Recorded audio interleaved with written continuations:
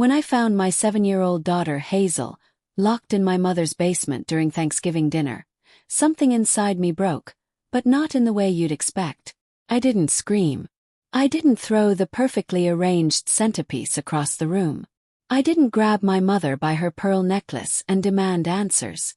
No, what broke inside me was the last thread of obligation to protect my mother's reputation at the cost of my daughter's spirit. Let me paint you a picture of that moment first, because you need to understand exactly what I walked into. The basement door had one of those old-fashioned sliding bolt locks on the outside, the kind you'd use to keep a door shut during a storm. My mother had slid it into place, locking my 7-year-old daughter in the dark. Behind that door I could hear soft crying, the kind where a child has been sobbing so long they've almost run out of energy to continue. My name is Melinda and I'm 34 years old. I work as a veterinary assistant at a clinic downtown, which means I spend my days comforting scared animals and reassuring worried pet owners. It's honest work that pays enough to keep us afloat. Though my mother would tell you I'm wasting my life cleaning up after dogs when I could have been a real doctor. The real part is always emphasized, like caring for animals is somehow pretend work. My daughter Hazel is 7 and she's everything my mother thinks a grandchild shouldn't be. She's quiet, but not in the demure way my mother values. She's quiet because she's always thinking, always observing, always drawing butterflies in the margins of every paper she can find.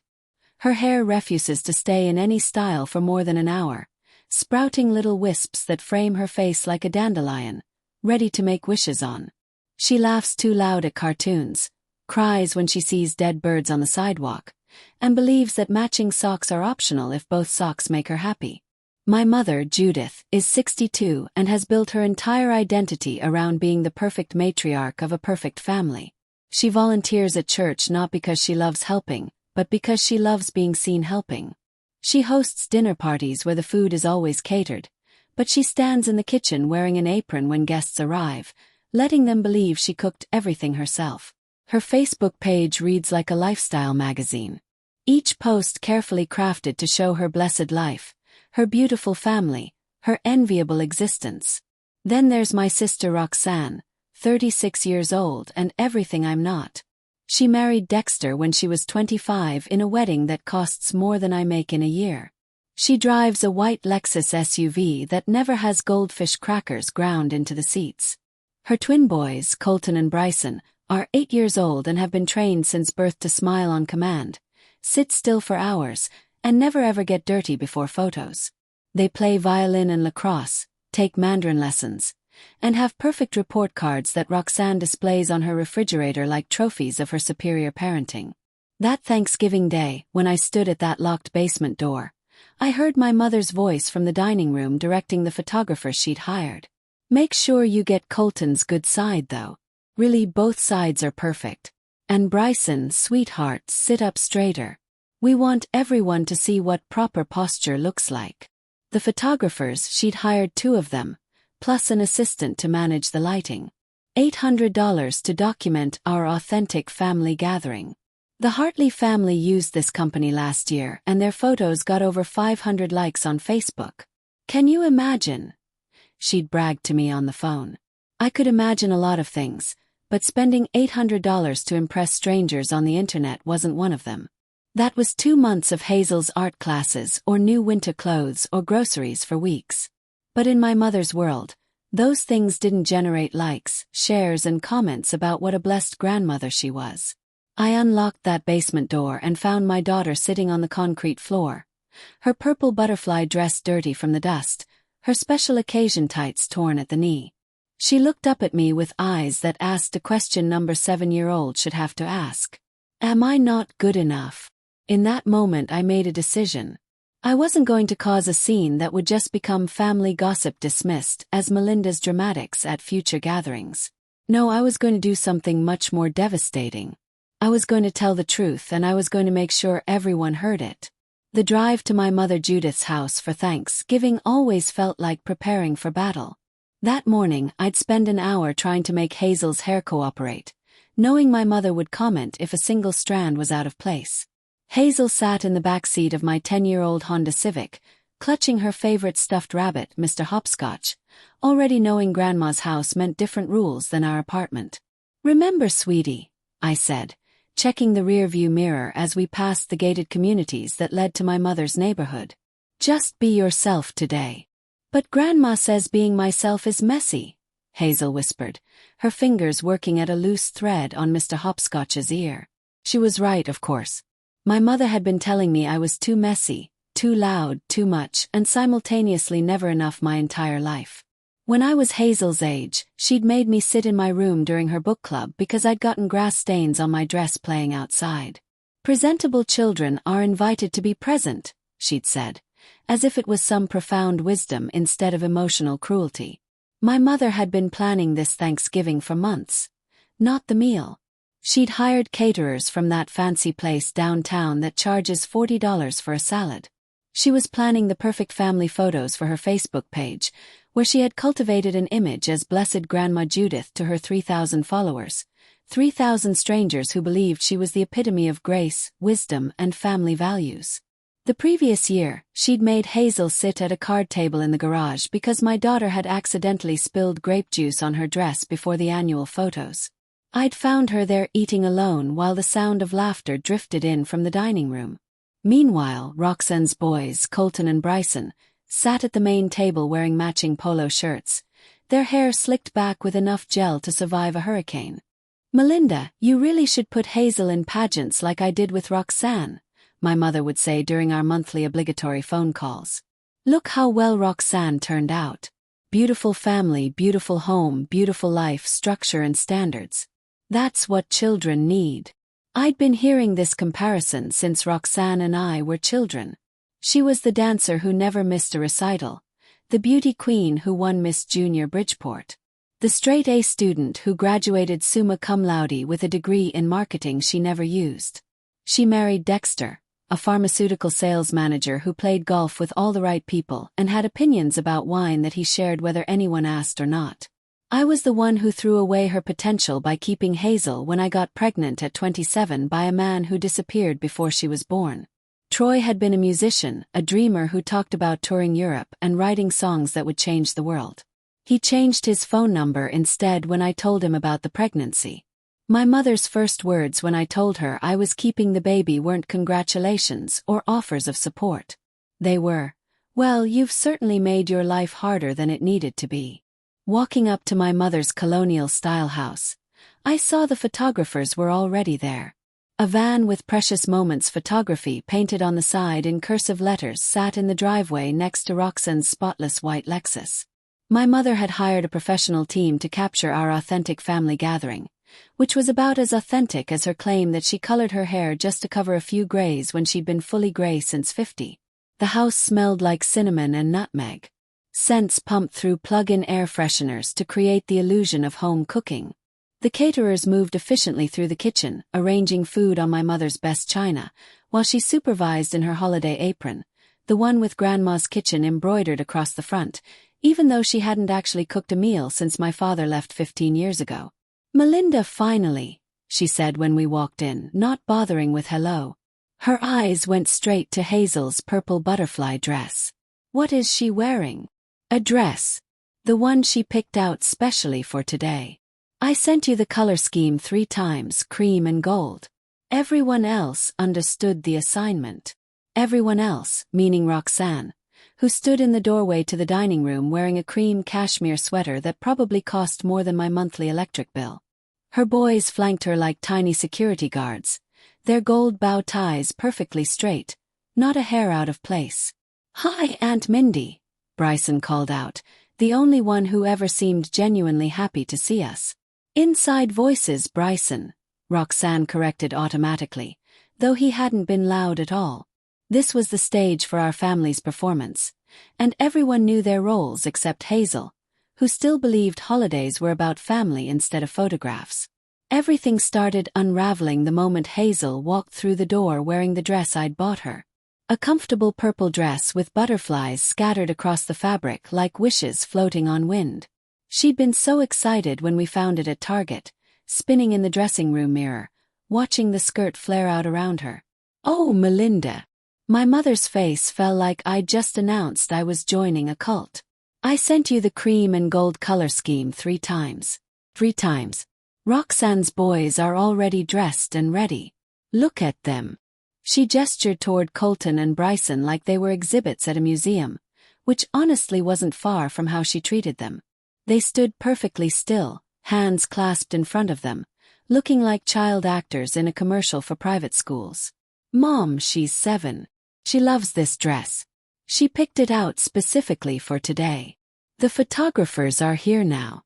I paid $800 for this session. $800, Melinda. She grabbed Hazel's hand with a kind of firm grip that looks gentle to observers, but feels like a warning to its target. Come on, sweetheart. Grandma has something better for you upstairs. But I like my butterfly dress, Hazel said quietly, already shrinking into herself the way she always did around my mother. Butterflies are for summer, darling. This is Thanksgiving. We need you to match the aesthetic.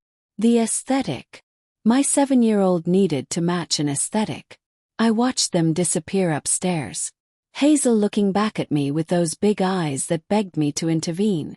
I should have right then. 20 minutes passed. The photographers were setting up elaborate lighting equipment in the dining room, transforming it into a magazine shoot. Roxanne was directing the placement of each dish on the table. Even though no one would eat until after the photos were done. The food would be cold by then, but it would look perfect in the pictures, and that's what mattered. Where's Hazel? I finally asked when my mother reappeared, adjusting her pearl necklace and checking her lipstick in the hall mirror. She's having a timeout. She refused to change and started crying about the dress I bought her. You know how she gets too sensitive, just like you were, always making things harder than they need to be. Where is she having this timeout? Mother, the basement. She needs to learn that in this family we present ourselves properly.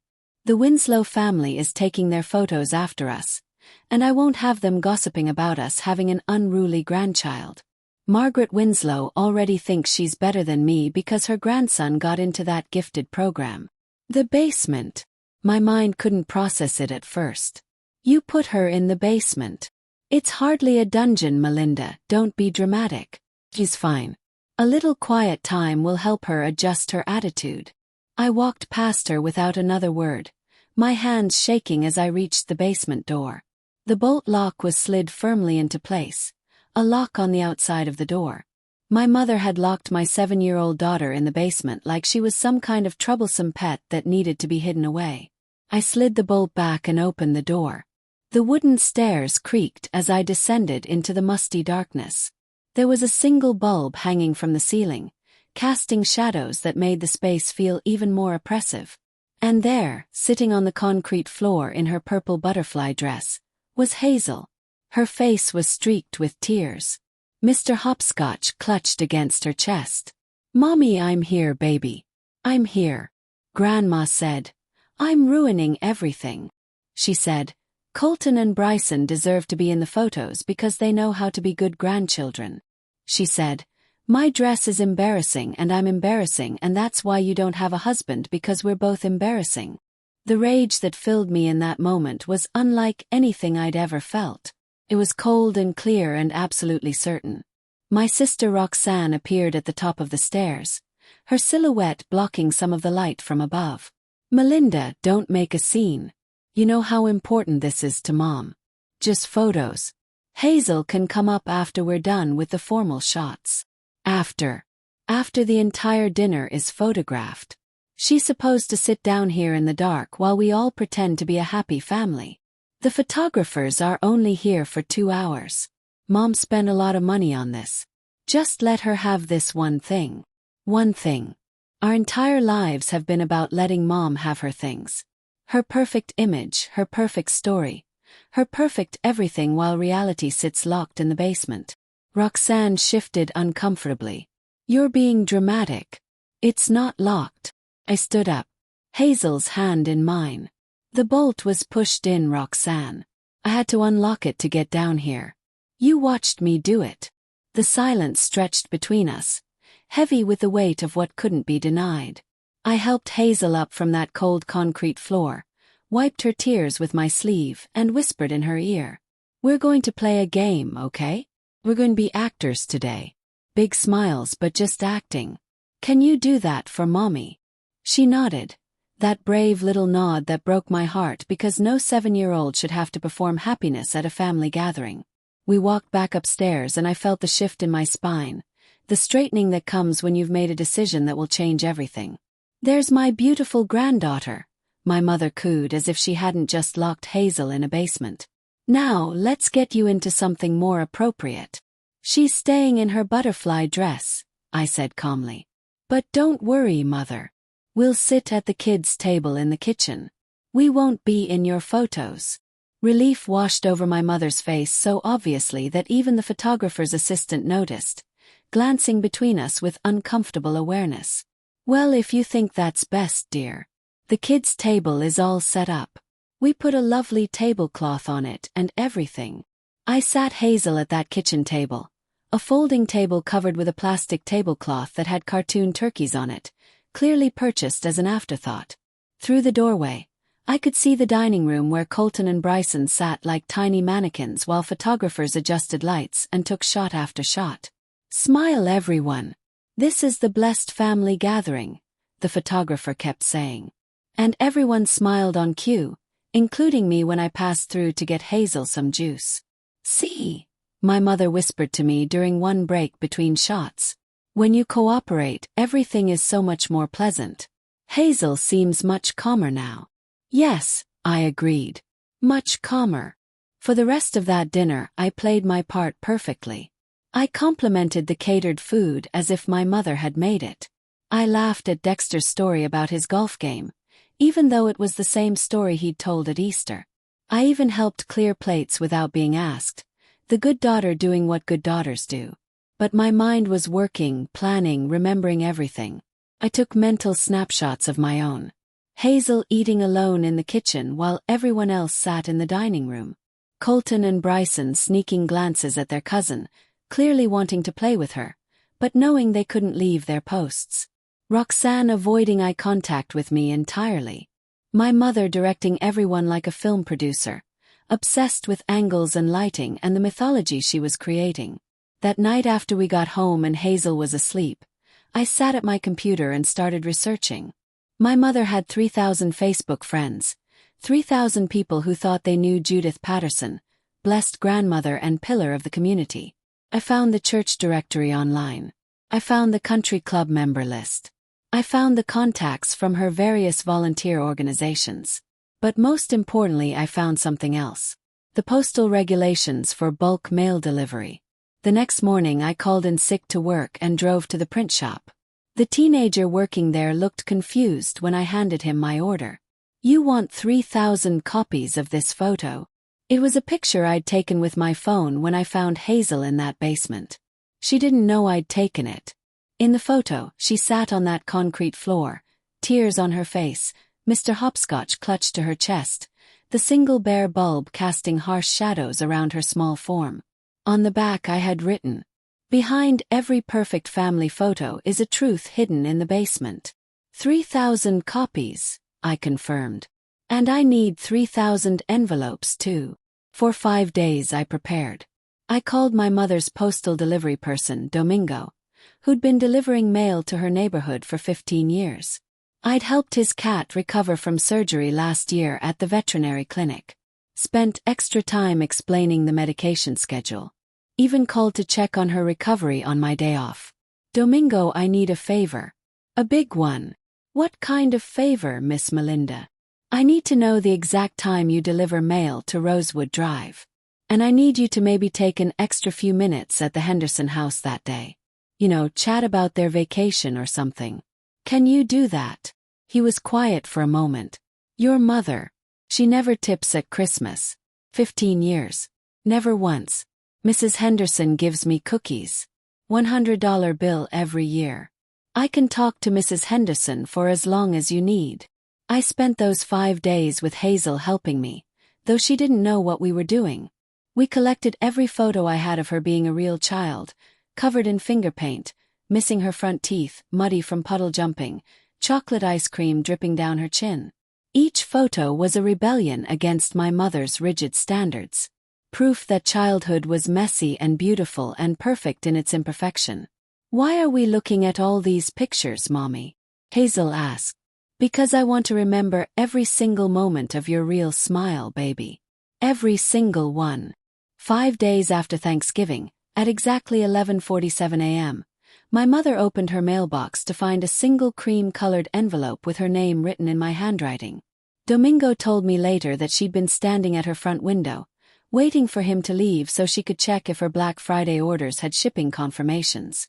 She always waited until the mail carrier left, not wanting to appear eager or common by checking the mail while someone might see her. Inside that envelope was the photo of Hazel in the basement. That devastating image of a 7-year-old child sitting on cold concrete in the dark, tears streaming down her face. On the back, in my clearest handwriting, "Behind every perfect family photo is a truth hidden in the basement. Your granddaughter spent Thanksgiving locked away like a shameful secret while you took your pictures. Every one of your friends now knows what kind of grandmother you really are." According to Mrs. Henderson, who had a perfect view from her kitchen window and who called me later that day. My mother's scream could be heard 3 houses away. She collapsed right there in her driveway, cream envelope clutched in her hand, her mouth opening and closing like she couldn't get enough air. But that was just the beginning. Every single one of her 3,000 Facebook friends received a package that same day. I'd timed it perfectly, working with 11 different post offices across the county to ensure simultaneous delivery. Inside each package was the basement photo along with a collection of 20 other photos showing Hazel being a normal, joyful, imperfect child. Each package included a letter I'd written and rewritten a dozen times until every word was exactly right. "Dear friend of Judith Patterson, you know her as the blessed grandmother who posts perfect family photos and inspirational quotes about the joy of grandchildren. What you don't know is that during this year's Thanksgiving dinner while photographers captured her perfect family, she locked my 7-year-old daughter in her basement because Hazel's purple butterfly dress didn't match the cream and gold color scheme. My daughter sat on a concrete floor in the dark crying while Judith posed with her other grandchildren for photos that would later appear on Facebook with captions about being blessed beyond measure and thankful for family. The bolt lock on that basement door was on the outside. She locked a 7-year-old child away like an embarrassment to be hidden, then smiled for $800 worth of professional photography. Every like you've given her posts, every comment about what a wonderful grandmother she is has fed this obsession with appearance over reality. While you praised her perfect family, my daughter learned that she's only valuable when she matches the aesthetic. I'm not asking you to unfriend her. I'm not asking you to take sides. I'm simply showing you the truth behind the perfect pictures. What you do with that truth is your choice. Sincerely, Melinda Patterson, the mother of the grandchild in the basement. My phone started ringing at 12:15 p.m. My mother, hysterical, barely able to form words. "Melinda, what have you done? What have you done? I'm getting calls. People are unfriending me. Margaret Winslow just drove by and wouldn't even look at me. The church secretary called to say, I've been removed from the Christmas pageant committee. You locked my child in a basement, Mother. It was a timeout. Simple timeout. You've destroyed my reputation over a timeout. No, you destroyed it yourself. I just showed everyone who you really are. Did you think Hazel would forget? Did you think I would just let it go like I've let everything else go my whole life? The Hartleys just cancelled tomorrow's lunch. 30 years of friendship, Melinda. 30 years. Hazel is 7 years old. 7. You locked her in a basement because her dress had butterflies on it. But the real climax came an hour later when Roxanne called. I could hear her boys in the background asking why Grandma was crying on the phone. Melinda, this is insane. Absolutely insane. Mom is having a breakdown. Her entire social circle is imploding. The country club called about reviewing her membership.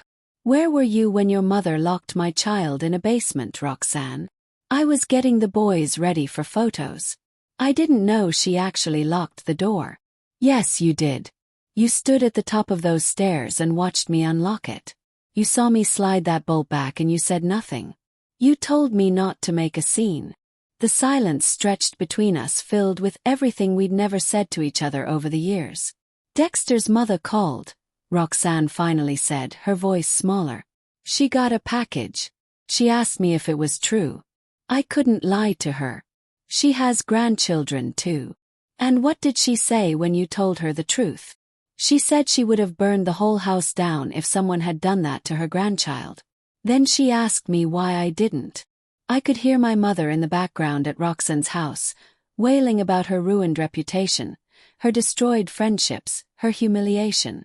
But all I could think about was Hazel sitting in that basement learning that love in our family came with conditions and color schemes. 3 months have passed since I sent those 3,000 packages, and the ripple effects continue to spread through my mother's carefully constructed world. Her Facebook page, once her pride and joy with its daily posts and hundreds of likes, sits abandoned at 47 followers. Most of them are distant relatives who probably forgot they were following her, or people too polite to unfriend a 62-year-old woman having a public meltdown. The professional photos from that Thanksgiving were never posted. $800 worth of staged perfection sits on a memory card somewhere documenting a family that never really existed. The photographer actually called me last week to apologize.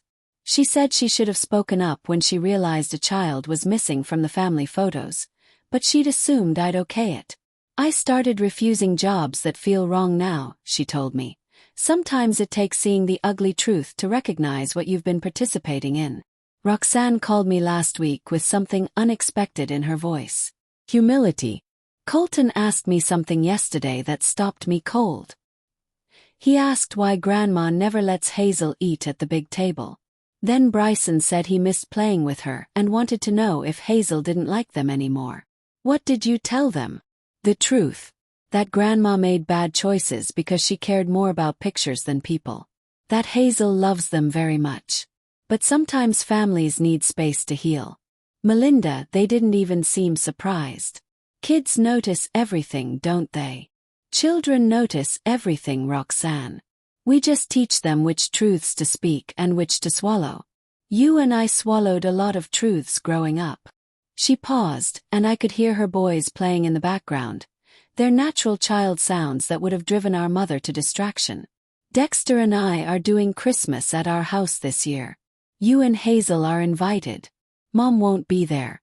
She needs more time. Time for what exactly? To understand that perfection isn't love. That reputation isn't family. That a grandmother who locks away her granddaughter to preserve an image has already lost everything worth preserving. Dexter's mother said something that haunts me. She said any grandmother who could lock a child in a basement has probably been locking children out of her heart their whole lives. She was right. My entire childhood was spent being locked out of rooms where I was too messy, too loud, too much myself to be welcomed. Yesterday, Hazel and I were at the park feeding ducks when we ran into Mrs. Patterson from my mother's church. I tensed, expecting judgment or awkwardness. Melinda, she said, kneeling down to Hazel's level. I love your butterfly dress, sweetie. Butterflies are perfect for every season. Hazel beamed, doing a little spin. Thank you. Mommy says butterflies don't follow rules because nature doesn't care about color schemes.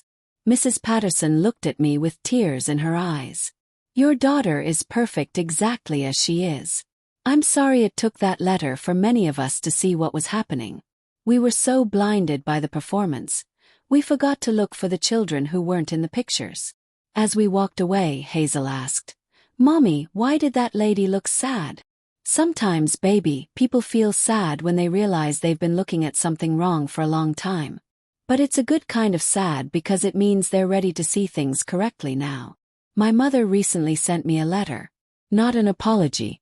She's not there yet and may never be. Just a question written in her perfect penmanship. Was humiliating me worth losing your family? I wrote back with a photo of Hazel laughing, covered in sidewalk chalk dust, grass stains on her knees, pure joy radiating from her face. I didn't lose my family. I saved it. The only thing I lost was the weight of pretending your love wasn't conditional. Roxanne tells me the basement door in my mother's house stays open now. She can't bear to close it. She walks past it every day and sees those stairs leading down into the dark.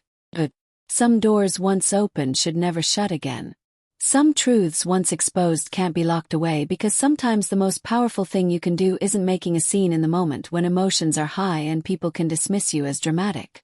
Sometimes it's taking that pain, that rage, that protective parental fury and channeling it into something that can't be ignored or explained away. Sometimes it takes 3,000 stamps to deliver the truth, but once it's delivered, it can't be returned to sender. My daughter still wears her butterfly dress every chance she gets. It's getting a bit small now, but she refuses to give it up. Yesterday she asked if she could wear it for school picture day. I told her absolutely yes, because real love doesn't come with color schemes. If you've made it this far into our story, you probably have your own locked basement door somewhere in your family history. Maybe it's time to open it. Like this video if you believe children should be loved as they are, not as props in someone else's performance.